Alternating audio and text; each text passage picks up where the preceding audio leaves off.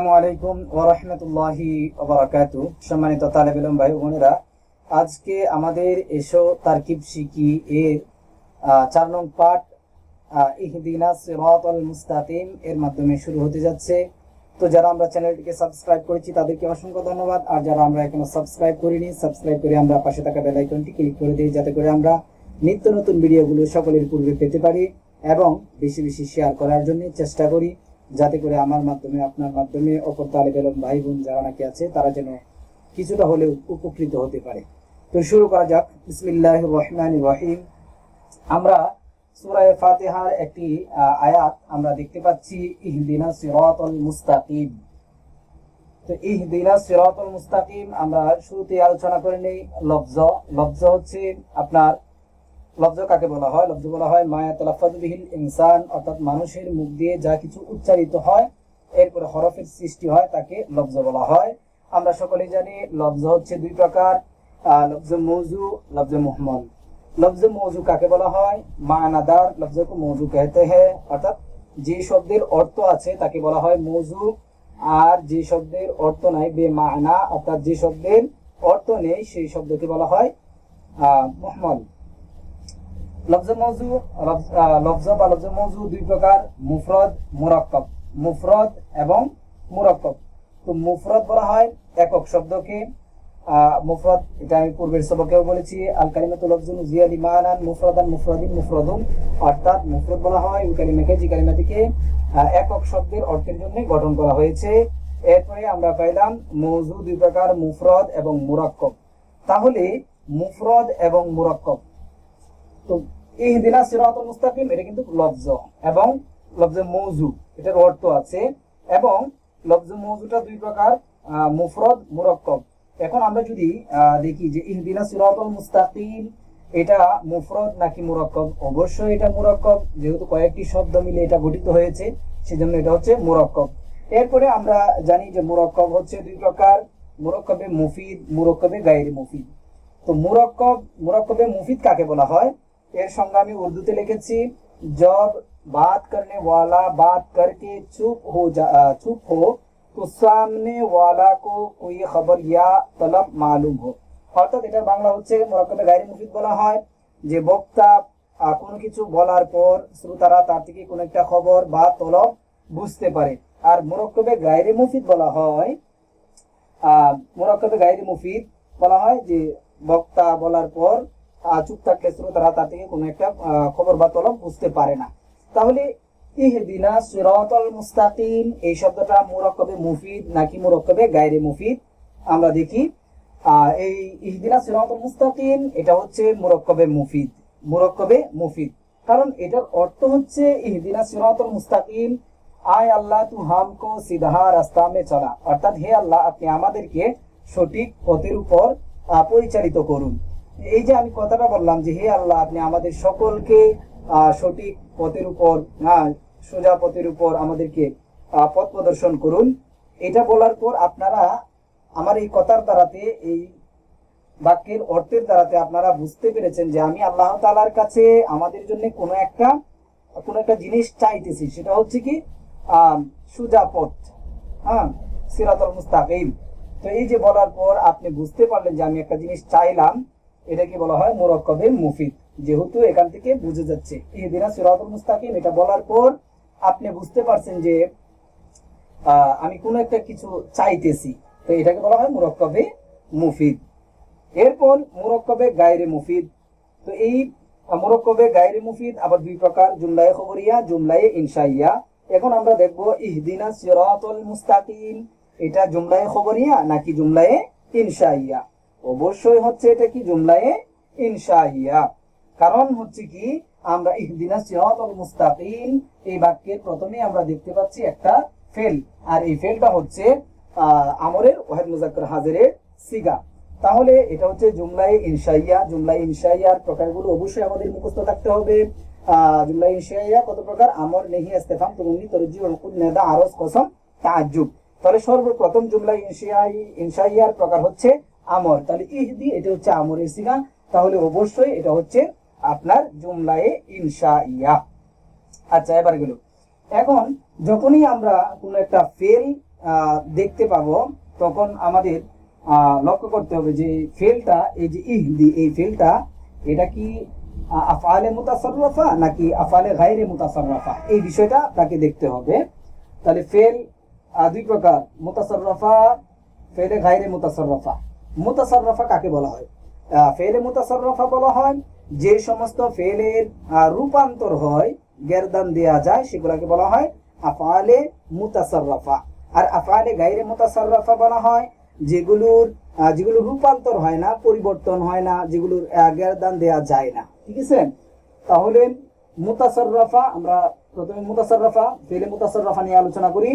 মুতাসাররাফা যেগুলো রূপান্তরশীল ফেল, সেগুলো আবার দুই প্রকার, নাকিস, তাম। নাকিস, তাম। তাহলে মুতাসাররাফা ফেল হচ্ছে দুই প্রকার, মুতাসাররাফা, গায়রে মুতাসাররাফা। সুতরাং ইহদি, এই ফেলটা হচ্ছে মুতাসাররাফা, এবং মুতাসাররাফা আবার দুই প্রকার, নাকিস, তাম। এখন এই ফেলটা নাকিস হয়েছে নাকি তাম হয়েছে সেটা আমরা লক্ষ্য করব। নাকিস হচ্ছে কোনগুলো?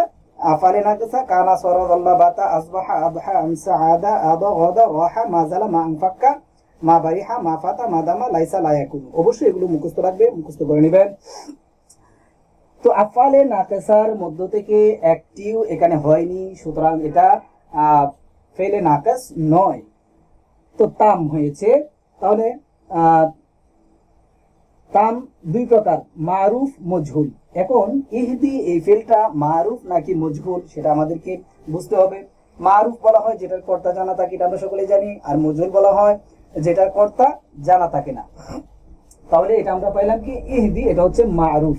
মারুফ আবার দুই প্রকার, লাজেম, মুতাআদ্দি। লাজেম, মুতাআদ্দি। লাজেম, মুতাআদ্দি। এখন লাজেম কাকে বলা হয়? যেটা ফেল, ফাইল নিয়ে বাক্য পরিপূর্ণ হয়ে যায়, যেমন কমা জাইদুন, জায়েদ দাঁড়িয়েছে, বাক্য পরিপূর্ণ হয়ে গেছে, সেখানে আর মুতাআদ্দির প্রয়োজন হয়নি। তারপরে হচ্ছে মুতাআদ্দি। মুতাআদ্দি হচ্ছে চার প্রকার। মুতাআদ্দি চার প্রকার। এক প্রকার হচ্ছে মুতাআদ্দি বয়াক মফুল, মুতাআদ্দি বদু মফুল, তারপর মুতাআদ্দি বসে মফুল। এখন আমরা তিনটা পাইলাম, এখন চারটা কোথায়? বলে চারটা। মুতাআদ্দি বয়াক মফুল কাকে বলা হয়? যেটা এক মফুলকে চায় সেটাকে বলা হয় মফুলে মুতাআদ্দি বয়াক মফুল। আর মুতাআদ্দি বদু মফুল কাকে বলা হয়? যেটা দুইটি মফুলকে চায়। আর মুতাআদ্দি বসে মফুল, সে শব্দের অর্থ হচ্ছে তিন, যেটা তিনটা মফুলকে চায়। এখন মুতাআদ্দি বদু মফুলের মধ্যে আপনার পার্থক্য হচ্ছে, মুতাআদ্দি বদু মফুল যেগুলো নাকি মুতাআদ্দি বদু মফুল, সেটা কখন হবে, দুইটি মফুল কখন হবে, আর কখন একটিকে রাখা জায়েজ আছে আর একটিকে হযফ করা জায়েজ আছে।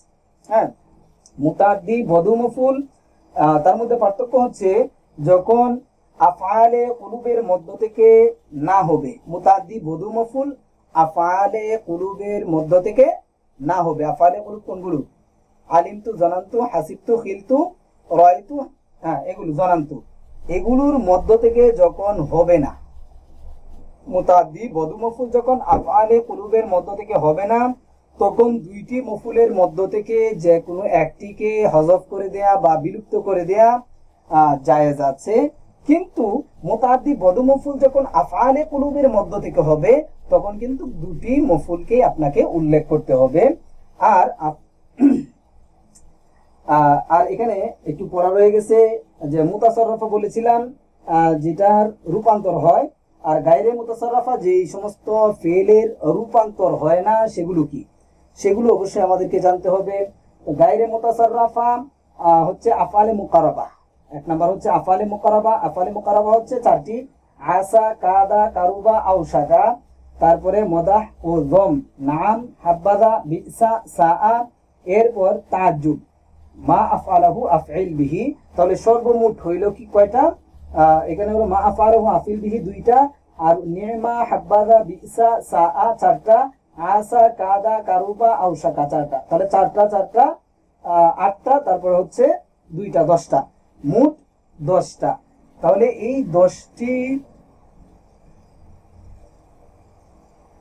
এই ইহদি, এই ফেলটি যে গায়রে মুতাসাররাফা নয়, এটা আমরা কিভাবে বুঝবো? যে এই যে আসা, কাদা, কারুবা, আওশাকা, নি'মা, হাব্বাদা, বিসা, সাআ, মা আফআলাহু আফইল বিহি, এই আফআলে মুকাররাবা মুদাহজাম এবং তাআজ্জুবের মধ্য থেকে একটিও হয়নি, সুতরাং এটা হচ্ছে মুতাসাররফা। যখনই এগুলোর মধ্য থেকে কোনো একটা হবে তখন সেটা হচ্ছে গায়রে মুতাসাররফা। আশা করি বিষয়টা পরিষ্কারভাবে বুঝতে পেরেছেন। তাহলে এই ছিল সংক্ষিপ্ত সবক। এরপর আমরা তারকিব করব। তো ইহদিনা সিরাতাল মুস্তাকিম, এটার অর্থ হচ্ছে আয় আল্লাহ তু হামকো সিধা রাস্তা মে চলা, অর্থাৎ হে আল্লাহ আপনি আমাদেরকে সঠিক পথের উপর প্রদর্শন করুন, সঠিক পথের উপর পরিচালিত করুন। সেটার তারকিব আমরা করিনি, তারকিব একেবারেই সহজ। তাহলে এখানে দেখেন ইহদি এটা হচ্ছে আমরের সিগা, আর আমরের সিগা ওয়াহিদ মুজাক্কার হাজিরের সিগা, এটার মধ্যে জমির আনতা উজ্জ রয়েছে, জমির আনতা। মনে রাখবেন, সহজ একটা কায়দা আমি বলে দিই, যে সমস্ত ফেলের ভিতরে জমির রয়েছে সেগুলো কিন্তু সর্বদাই জমিরে মরফুয়ে মুত্তাসিল হয়, ফায়েল হয়। মনে রাখবেন, যে সমস্ত সিগার ভিতরে ফাইলটা উজ্জ থাকে সেটাই কিন্তু মূলত কি হয়, ফাইল বা কর্তা হয়। তাহলে ইহদি এটা হচ্ছে ফেল, আর জমির আনতা এটা হচ্ছে ফাইল। তাহলে ফেল ফাইল আমরা পেয়ে গেলাম। আর না এটা হচ্ছে মফউলে আউয়াল, মফউলে আউয়াল। তাহলে মফউলে আউয়াল। তারপর as-সিরাতাল মুস্তাকিম, মারিফার পর মারিফা, সুতরাং মৌসুফ সিফতের তারকিব হবে as-সিরাত মৌসুফ, মুস্তাকিম সিফত। মৌসুফ সিফত মিলে হচ্ছে মফউলে সানি। তাহলে ফেল ফাইল উভয় মাফউল মিলে, তাহলে মফউল এখানে দুইটা পেয়ে গেলাম, না দুইটা পেয়ে গেলাম। তাহলে মুতাআদ্দি বদু মফউল হবে। তাহলে ফেল ফাইল উভয় মফউল মিলে জুমলায়ে ফেলিয়ায়ে ইনশাইয়া, যেহেতু ইহদি আমরের সিগা। আশা করি বুঝতে পেরেছেন। তাহলে এই পাঠগুলো কিন্তু অত্যন্ত গুরুত্বপূর্ণ, সবকগুলো অনেক গুরুত্বপূর্ণ। তাহলে আপনাদের কেমন মানে উপকার হচ্ছে, আপনাদের কোনো ফায়দা হচ্ছে কিনা এটা অবশ্যই কমেন্ট বক্সে আপনারা কমেন্ট করে জানাবেন। যদি দেখি যে আপনাদের ফায়দা হচ্ছে তাহলে আপনাদের কমেন্টের প্রতি উদ্বুদ্ধ হয়ে ইনশাআল্লাহ আমি সামনের দিকে অগ্রসর হব ইনশাআল্লাহ, আল্লাহ তাআলা যদি তৌফিক দান করেন। এরপরে আমাদের পরবর্তী পাঠ সিরাতাল লাযিনা আন'আমতা আলাইহিম গায়রিল মাগদুবি আলাইহিম ওয়ালাদ-দাল্লিন, এটা অর্থাৎ এই আয়াতগুলো নিয়ে ইনশাআল্লাহ পরবর্তীতে আলোচনা হবে। তো যারা আমরা চ্যানেলটি সাবস্ক্রাইব করেছি তাদেরকে অসংখ্য ধন্যবাদ। আর যারা আমরা এখন সাবস্ক্রাইব করিনি, সাবস্ক্রাইব করে পাশে থাকা বেল আইকনটি আমরা ক্লিক করে দিই, যাতে করে আমরা এরকম নিত্য নতুন দরজগুলো আমরা সকলের পূর্বে পেয়ে যেতে পারি। এবং বিশেষ করে আমরা অবশ্যই এই দরজগুলো শেয়ার করার জন্য চেষ্টা করব, যাতে করে আমার দ্বারাতে অপর তালেব ইলম ভাই বোনেরা তারা যেন কিছুটা হলেও উপকৃত হতে পারে। আর তারা যদি কিছুটা হলেও উপকৃত হয় তাহলে আল্লাহ তাআলা অবশ্যই আপনাকে জাযায়ে খায়ের দান করবেন। আর যারা আমরা বিশেষ করে উর্দু ভাষা শিখতে চাচ্ছি তাদের জন্য কিন্তু অত্যন্ত গুরুত্বপূর্ণ কয়েকটি কিতাব খুব সহজভাবে আপনার শব্দে শব্দে ইনশাআল্লাহ দেয়া আছে, আপনারা চাইলে দেখে নিতে পারেন। যারা উর্দু ভাষা শিখবেন তাদের জন্য কয়েকটি গুরুত্বপূর্ণ কিতাব দেয়া আছে। এক নম্বর হচ্ছে উর্দু কি পেহলি কিতাব, এটা অবশ্যই লাগবে। এরপর উর্দু কি দুসরি চাইলে পড়তে পারেন, তেসরি আছে দেয়া আছে, চাইলে সেটাও পড়তে পারেন। অথবা আবু তাহের মিসবাহ সাহেবের যে একটি গুরুত্বপূর্ণ কিতাব রয়েছে সেটা হচ্ছে এসো উর্দু শিখি প্রথম খণ্ড, সেটাও চাইলে পড়ে নিতে পারেন। আর আরেকটি কিতাব উর্দু ভাষা যারা শিখতে চাচ্ছেন তাদের জন্য আরেকটি কিতাব আমি সাজেস্ট করব, সেটা হচ্ছে উর্দু কি বেহতরিন কিতাব। এই কিতাবটি শুরু থেকে নিয়ে শেষ পর্যন্ত খুব সুন্দরভাবে সাজিয়ে গুছিয়ে গ্রামার সহ দেওয়া আছে, আপনারা চাইলে সেটাও দেখে নিতে পারেন। তো আপনারা চাইলে ভিডিও ডেসক্রিপশনে তার লিংক দেওয়া আছে, চাইলে সেখান থেকে দেখে নিতে পারেন, অথবা চ্যানেলে গিয়ে প্লেলিস্টে চেক করলে আপনারা পেয়ে যাবেন। সেখানে আরো বিভিন্ন ধরনের কিতাবাদি রয়েছে। যারা ফার্সি ভাষা শিখতে যাচ্ছেন তাদের জন্য ফার্সি পেহলি কিতাব দেওয়া আছে, আমরা চাইলে সেখান থেকে দেখে নিতে পারি। তো ওকে, আজকের মতো এখানেই থাক। আসসালামু আলাইকুম ওয়া রাহমাতুল্লাহি ওয়া বারাকাতুহু।